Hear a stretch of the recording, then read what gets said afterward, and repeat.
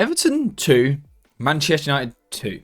I've just watched the game back for a second time, and I'm still trying to get my head around what actually happened. What on earth the Manchester United players were doing for a solid 70 minutes in terms of the technical level.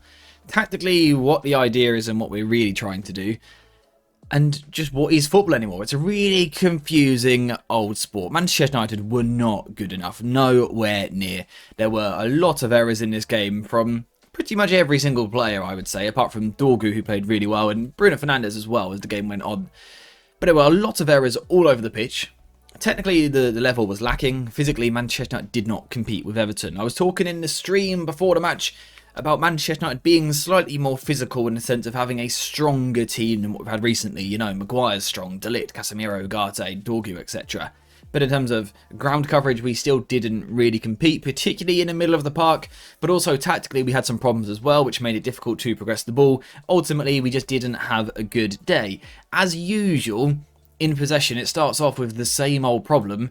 This thing with Maguire going into midfield, Mazraoui and De Ligt drop either side of him. It doesn't make a lot of sense. I don't know why. I keep saying this. I don't know why Maguire's going into those positions. There's moments where he doesn't. In open play, he tends to split to the right more and Mazraoui will move wider.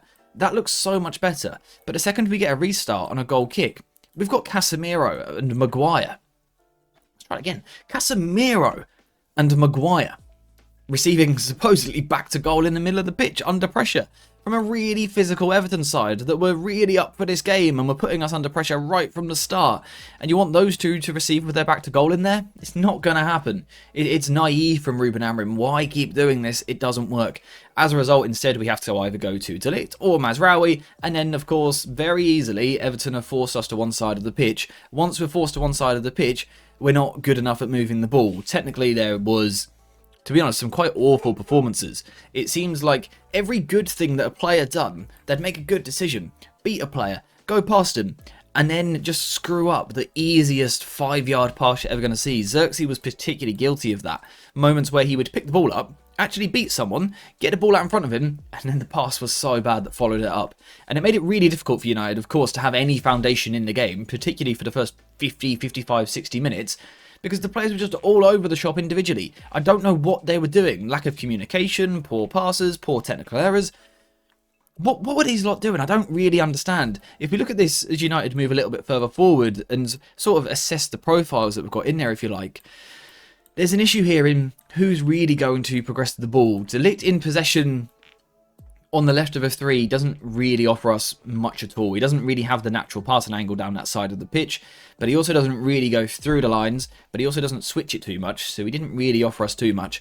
Maguire was slowing the play down like he normally does, but even more than usual, arguably, and that made it difficult to progress the ball. And Mazraoui, again, just struggling a little bit at the moment with the system, and again, didn't have enough movement in front of him. Again, the system a little bit too rigid at times to move the ball forward. And you'll notice early on that I'm not going and using loads of different match examples because we've seen this so many times. It's the same old stuff that keeps happening. And again, that's an issue with Ruben Amorim if you've got the same problems every game, but also it does point to an issue with the players. We just couldn't really get going in this game. Everton, in terms of their pressing structure, were sort of asymmetrical with what they were doing. So Lindstrom on the right would play a little bit deeper and Doucouré would go high and Harrison would be high on the left. So it was a sort of off-balance 4-3-3 really that they were going for. And basically they were just using this as the pressing trigger. So De Ligt would have the ball and they would be slightly more passive. They'd let us roll it across. Then when it went to Mazraoui, they'd all jump. Doucouré jumps, Beto jumps, Harrison jumps, and importantly, Mikalenko jumps from left back as well. So when this ball goes to Dalot, we get stuck here. Again, we predicted this in the preview before the stream, before the match. We get stuck here, and I was worried that we were going to get forced backwards in these moments. To be fair, that weren't the case always. We didn't get forced backwards. We actually just lost the ball. We were tackled. We were dispossessed in these positions. And the problem was, again, we didn't really have any other solutions. But this is also where the players were frustrating for me, because there were also moments where Dalot did really well, would work the ball inside the pitch. Everton, of course, would be there trying to put the pressure on. And there were some really good technical moments in the middle here. Excellent moments where we're turning away. We play the first 3 passes really well.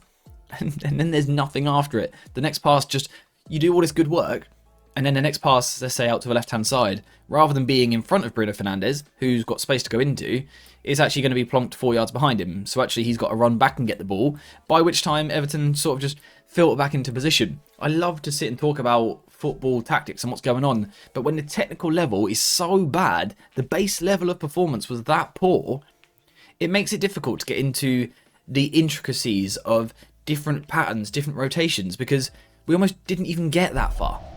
Now, if we are to talk about the shape for a second, United, in my opinion, actually eventually got into a good structure.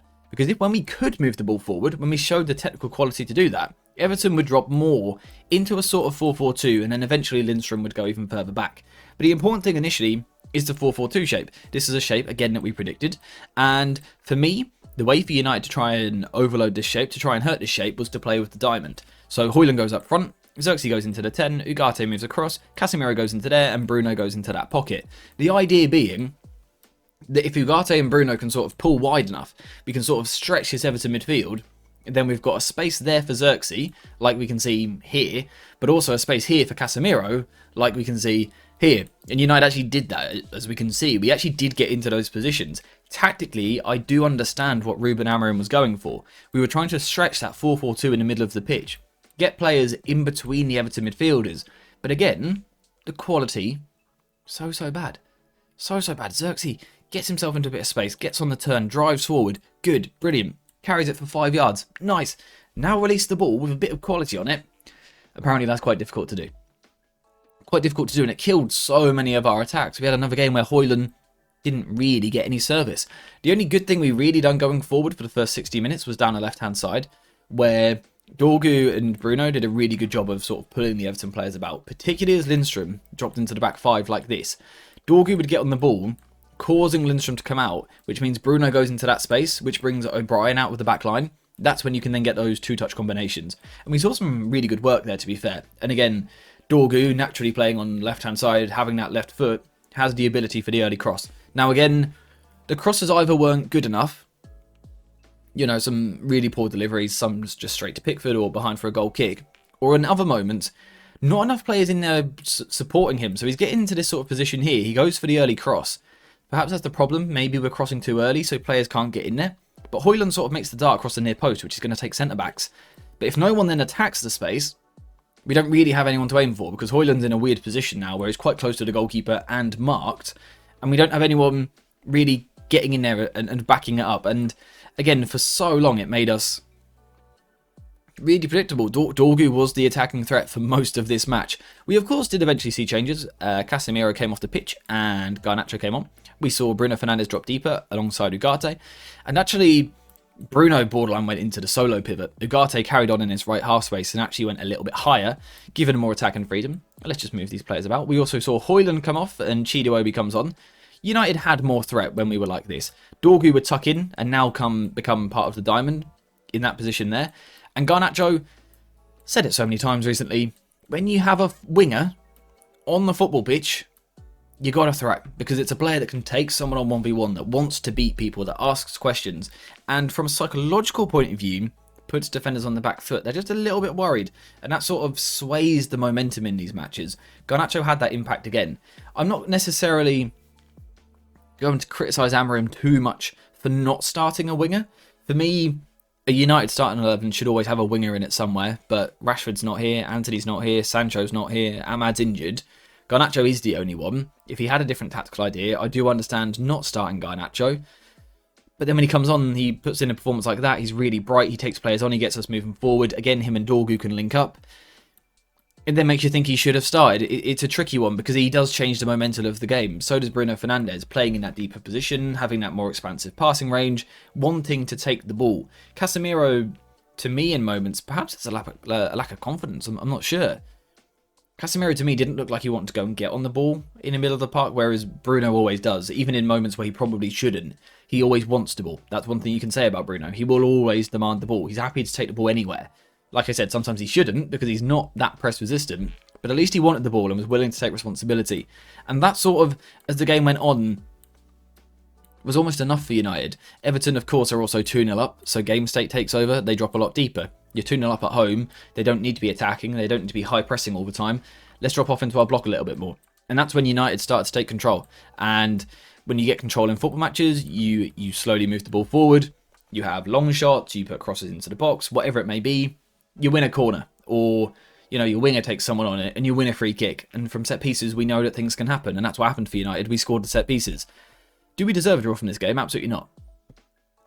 Absolutely not. For large parts, it was so bad. So bad. I was speaking before the match about how football matches are won in the boxes, right? Tactically, so much can be done here to put you into a better position. Certain patterns, momentum, more entries into the box, etc. But ultimately, football matches are won on how you defend and attack here, and defend and attack here. And United were far worse than Everton in this department. We just got a little bit lucky with 2 set pieces, really, as the game went on. Brilliant free kick from Bruno Fernandes, really poor from Jordan Pickford, and then a great finish from Ugarte on a second ball. In terms of the goals we conceded, really bad. Really bad. The first one is awful. There's about 4 or 5 chances to clear it. Just go clear the second ball on the second phase. Just go clear it. There's several big players in there. I said that before the match. Just go clear the ball. And the second one, Maguire's start positioning is horrendous. I mean, his starting position is so bad. The angle he takes up, I don't know what he's doing, to be honest. And then doesn't really react to the second ball either. Bad day for Maguire. Didn't play very well at all. I really don't have much to say. I'd love to sit here and talk about what we learned from this game, and maybe I'll have another look and do that tomorrow morning. For today, perhaps you can tell, again, this is a less analytical video than what we might normally do, and you can probably get a vibe from me today. Genuinely bamboozled. Genuinely, it's exhausting watching this United team. We scored a first goal to get back into the game, and you just almost don't even react, because it's just like, oh, cool. Back in the game now, that's nice. And it almost doesn't mean any more than that, just because we've been drained. And I'm not just talking about this match, I'm not just talking about this month, or this manager, or the last manager. It's just years now of just slowly being drained. And it leads to performances like this, where we go away to Everton, and for large parts get played off the park. Physically, they were so much better than us. They looked technically a lot better than us for large parts of the match. The decision making, and then the numbers they were getting into the box. I think they outplayed us. Again, I'd be a little bit critical of Ruben Amorim. I'll say it again, I don't like that build-up structure. Maguire should not be receiving in midfield next to Casemiro. Just listen to what I said. Maguire and Casemiro in midfield. It's crazy. It's crazy. It shouldn't be happening. But also, individually, the players were so poor. So poor. Like I said, Patrick Dorgu played well down the left. Really gave us a nice outlet. Physically handled himself really nicely. Bruno Fernandes was combining with him well, and then did well when he dropped deep. Players like Ugarte warmed into the game and had a really good last 30 minutes or so. But in terms of that first hour, I don't even want to talk about tactics that much, because it's just repetitive. It's boring. It's really bad from United today. We come away from this with a draw. We take that. We take the draw, because at half time it was really ropey. We take the draw. At the end of the day, it's not a horrendous point, but the performance. Did I see a massive improvement?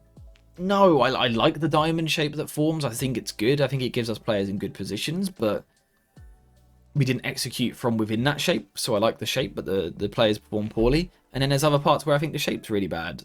And I don't know. You can probably get my vibe a little bit today. Watching that game,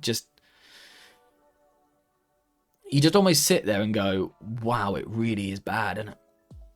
It really is bad. I turned and said to my brother at half time, this could be 4-0. Like, quite comfortably. That could have been how the game went.